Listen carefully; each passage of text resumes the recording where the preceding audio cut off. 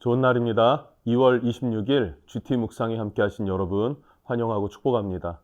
오늘은 유다서 1장 11절에서 16절 말씀으로 이단자들의 실상이란 제목으로 하나님 말씀 나누겠습니다. 본문 말씀 함께 읽어봅니다.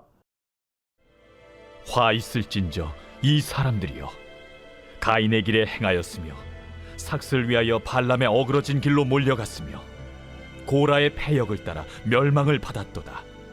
그들은 기탄 없이 너희와 함께 먹으니 너희의 애찬의 암초요, 자기 몸만 기르는 목자요, 바람에 불려가는 물 없는 구름이요, 죽고 또 죽어 뿌리까지 뽑힌 열매 없는 가을나무요, 자기 수치의 거품을 뿜는 바다의 거친 물결이요, 영원히 예비된 캄캄한 흑암으로 돌아갈 유리하는 별들이라. 아담의 칠대손 에녹이 이 사람들에 대하여도 예언하여 이르되, 보라, 주께서 그 수만의 거룩한 자와 함께 임하셨나니 이는 무 사람을 심판하사 모든 경건하지 않은 자가 경건하지 않게 행한 모든 경건하지 않은 일과 또 경건하지 않은 죄인들이 주를 거슬러 한 모든 완악한 말로 말미암아 그들을 정죄하려 하심이라 하였느니라. 이 사람들은 원망하는 자며 불만을 토하는 자며 그 정욕대로 행하는 자라. 그 입으로 자랑하는 말을 하며 이익을 위하여 아첨하느니라. 유다서는 초대 교회에 침투해 있던 이단자들, 거짓 교사들, 특별히 그 가운데에 영지주의자들이 굉장히 많았습니다. 그들에 대해서 실상을 알려주고 그리고 경계할 것을 이야기하고 또 권면하고 있습니다. 그래서 이 이단자들, 영지주의자들의 특징은 교회 안에 있지만 진리를 경험하지 못한 자들이다. 교회 안에 있다라고 하는 것이 참 중요한 부분이에요. 그리고 아직 진리를 경험하지 못했다. 예수 그리스도를 만나 거듭나지 않은 사람들이다라는 것이죠. 또 두 번째는 그들은 결국 하나님의 권위 질서를 인정하지 않는다는 거예요. 그럼 하나님의 권위 질서보다 무엇을 앞에 둡니까? 자기 육신의 일을 위해 사는 자들, 자기 육신을 위하는 자들이다라고 설명했습니다. 자, 그러면 오늘 11절에서 13절에서는요, 그 이단자들의 실상이 어떠한지 이것에 대해서 말해주고 있습니다. 자, 특별히 11절에서는 화 있을진저라고 하면서 그들의 결말은 좋지 못하다, 화가 있을 것이다 라고 하는데, 그래서 가인과 같을 것이고 발람 선지자 같을 것이고 고라와 같을 것이다 라고 이야기를 합니다. 가인, 발람, 고라, 여러분 혹시 기억하십니까? 이 세 사람은 어떤 사람이었습니까? 가인은 예배를 파괴한 사람이었습니다. 하나님의 질서를 어기고 곡식으로 제사를 드렸죠. 그러나 반면에 자기의 동생 아벨은 하나님 앞에 어린 양의 피로 제사를 드렸던 그런 예배자였습니다. 그 예배자를 돌로 쳐 죽이고 자기 스스로가 인정받으려고 하는 자, 그 사람의 대표자가 바로 가인이었어요. 하나님의 예배를 왜곡시키는 자였다라고 볼 수 있고요. 또 발람 선지자는 누구였습니까? 이스라엘이 출애굽하여서 가나안까지 가는 여정에 이 발람 선지자는요, 모압 왕 발락이 돈으로 매수해서 이스라엘을 저주해라 라고 했을 때 저주하려고 했었던 사람입니다.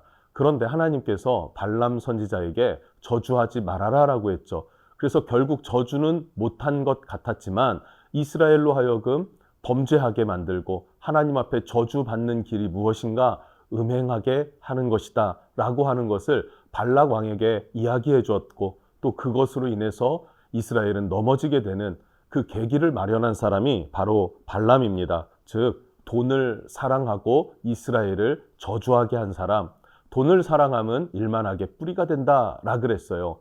그래서 돈을 사랑했었던 선지자, 그래서 멸망한 자, 화 있을진저라고 했던 그 대상이었던 한 사람, 발람입니다. 자, 세 번째로 고라입니다. 고라는 어떤 사람입니까? 교만하여서 스스로를 높이는 사람이었어요. 어떻게 높였습니까? 왜 아론만 대제사장 직분을 감당하는가? 나도 레위인이다 라고 하면서 하나님의 성물을 관리했던 사람이었는데, 나 스스로를 높여서 나도 할 수 있다라고 하면서 도전하고 대적했던 사람입니다. 여러분, 아론이 왜 대제사장이 되었습니까? 이유는 없습니다. 단 한 가지, 오직 하나님이 정하셨기 때문에 아론이 대제사장의 직분을 감당하는 거였는데, 그것을 자기가 하겠다라는 것은 아론을 대적한 것이 아니라 아론을 세운 하나님을 대적하는 격이 되었다. 그래서 하나님의 뜻을 거슬러서 당을 지어서 그 세력을 모아서 대적했던 사람. 그러다 지진이 일어나 그들이 다 땅 속에 사장되어지는 그런 기적 같은 일들도 일어났었죠. 가인, 발람, 고라, 이 세 사람의 공통점은 무엇입니까? 하나님의 권위, 질서를 무시하고 스스로 예배를 파괴하고 스스로 이스라엘을 돈으로 인해서 저주하게 하고 또 스스로 교만하여서 자기 자신을 높이려고 했었던 이 세 사람을 뽑아서 이들이 받은 화가 있을 것이다. 누구에게요? 이단자들에게, 영지주의자들에게, 거짓 교사들에게 이런 화가 있을 것이다 라고 이야기를 해줍니다. 자, 그리고 12절에서는 이들의 특징을 말해주고 있는데요. 이들은 기탄 없이 성찬을 참여합니다. 12절입니다. 그들은 기탄 없이 너희와 함께 먹으니 너희의 애찬의 암초요. 성찬과 애찬을 나눠요. 식사 교제를 나누면서 그리스도의 죽으심, 그 피와 살을 먹고 마신다라고 하는 의미가 부여되는 것이죠. 그런데 여기에 암초 같은 존재가 된다라는 거예요. 그리스도의 죽으심의 그 의미를 되새기는 형제의 교제는 매우 중요해요. 그런데 이것에 암초 같은 존재가 되어서 방해한다라는 것이고요. 두 번째는요, 자기 몸만 기르는 목자요라 그래요. 자기 몸만 기르는 목자요. 목자는 양들을 돌보고 양들을 살찌우게 하는 것이 목자의 역할인데, 목자인 자기를 위해서만 힘쓰고 애쓰더라. 이기적이고 또 남을 인정하지 않는다라는 것입니다. 자, 그리고 세 번째는요, 바람에 불려가는 물 없는 구름이요라 그래요. 바람에 불려가는 물 없는 구름이요. 또 열매 없는 가을 나무다라고 표현하고 있습니다. 열매 없는 가을 나무.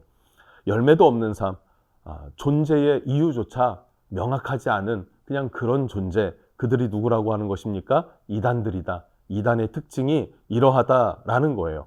자, 그러면 성도는 어떤 존재가 되어야 합니까?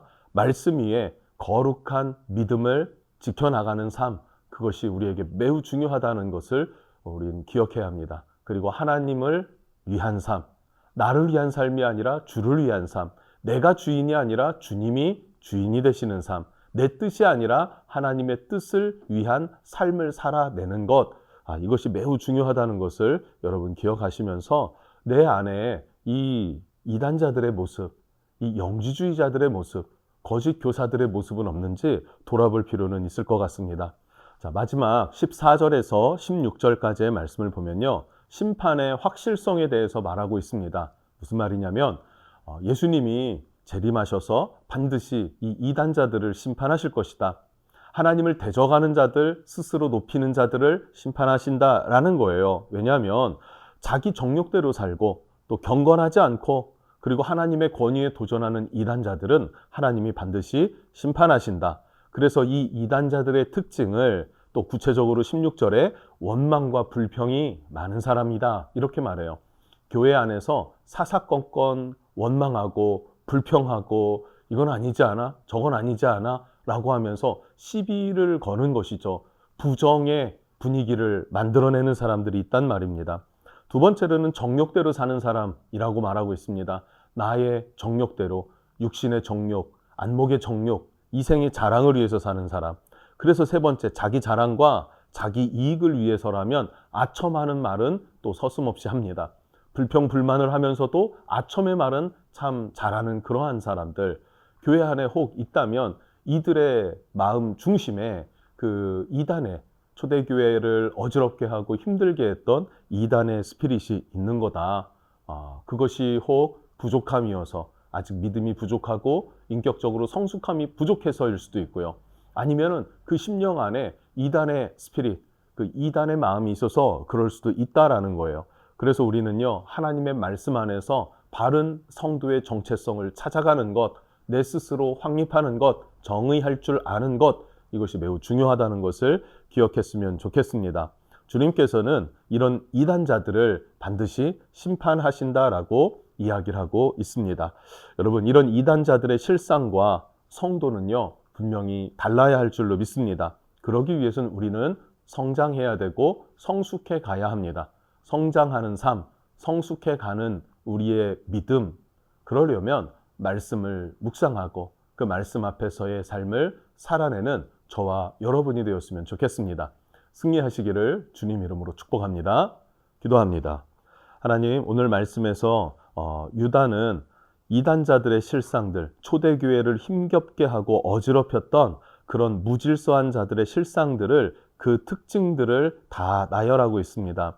사실 우리의 믿음이 아직 성장하지 못하고 성숙하지 못할 때 그런 요소들이 많이 있습니다.